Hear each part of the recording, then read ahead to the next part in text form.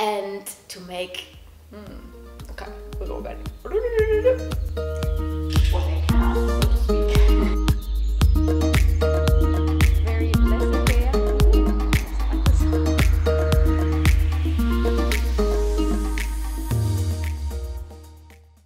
Hello and welcome everyone to Working on Clouds, where we look at your work life and we're trying to make it just as you, walking on clouds, all nice and soft and cushy. And today's topic is very, very cushy because we're gonna look at how to be happier at work and in life in general.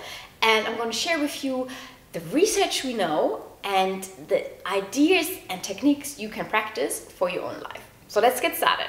So there was a study, it was done by Harvard University, the famous Harvard University, and they started out, I think it was like 1938 or so, with 268 Harvard students. And they started to just observe them for a few years, and then later they added on the offspring of all of those students, and to just look at, well, what makes people successful and what makes people happy. Now, they summarized this in a really cool book. If you want, you can check it out. It's called Aging Well. But I think what's really important are like six key takeaways. So let's have a look. Number one, I don't know if this is good news for some of you, but number one is stay away from tobacco, so smoking, and stay away from alcohol. Yes, it actually did say stay away from alcohol. Maybe we can say it like this: do more of what's good for you and do less of what's not good for you. So I think if you drink, once in a while, that's fine. But if you, of course, do it excessively, then it's not so good for your health. So this is number one, stay away from tobacco and alcohol. I'm just repeating what they're saying, okay? I didn't make this up. But they say the less you do, the better it is for your health and also for your happiness. Because actually what they found is that a too high alcohol consume is not only like a consequence, but it's actually the cause, or it can be one cause of you feeling unhappy. Now, another thing that they found is education is good for you. So right now you're educating yourself, so applause. This is very good.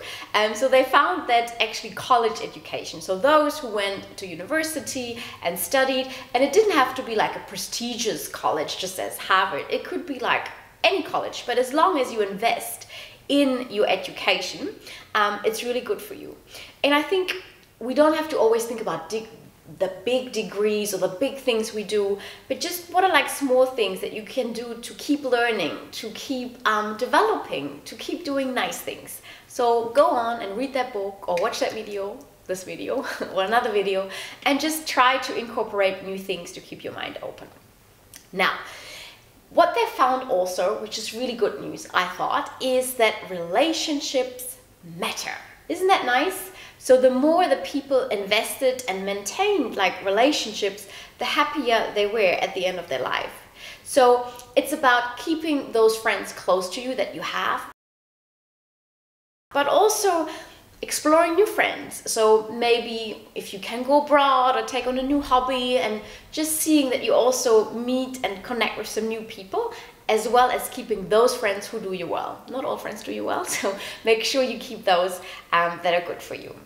So then they found one thing that I find a little bit more trickier to do, but it's very important. So of course, bad things will happen. I'm sorry to tell you, but we all will have to deal with those disturbing life events or, not so nice people. But the question is, what do you do with it? And there are two types of techniques. So one that are not so constructive and helpful for you, such as denial. So you just ignore everything. You don't have access to those negative feelings, or retreating to fantasy, or totally acting out, like going on binge drinking, although we just covered that alcohol we should do in moderation, or less. So these are all techniques that are not so good for you. And then we have those techniques that are better for you. For example, there's one which is called suppression. When I first heard about that, I thought, suppression? Suppressing my feelings, that's good for me? It's different to denial. So denial is you have no access to these negative feelings. You just ignore everything.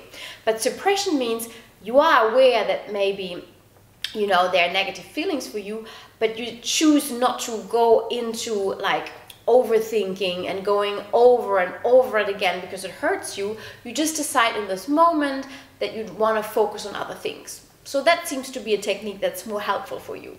And of course there are also lots of other things, but just looking at, yeah, what does you good and what does you not do so good. So distinguish between those two techniques, and if you want we can do another video and going a bit more detail in what those things are.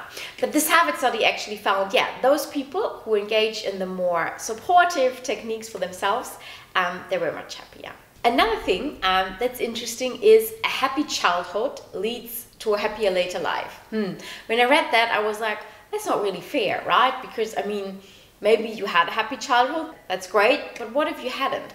So they actually said that the positive events are more important than those negatives. And it means also, even if your childhood was not perfect, you can still create and focus on the positives. But I found it interesting for myself, I mean, being a mom, that I really try to create those really happy moments and happy memories. And sometimes I also thought, maybe it's good for ourselves if we are acting more as children.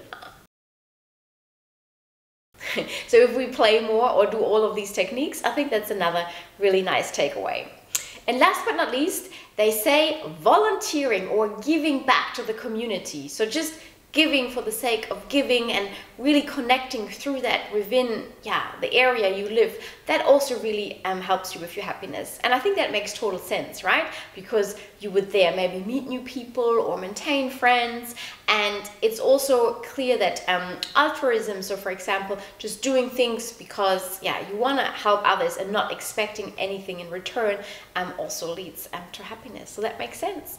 So I hope we covered a few things, and I do believe that there are some things that are really within our control. So for example, those techniques that are more helpful for you, but also investing in your friendships or really trying to learn new things, looking that you have more of a healthy lifestyle. I think these are all small steps that we can all do to create a better life in general, but of course also leading to a better work life. So thank you so much for listening, and be happy. Bye bye.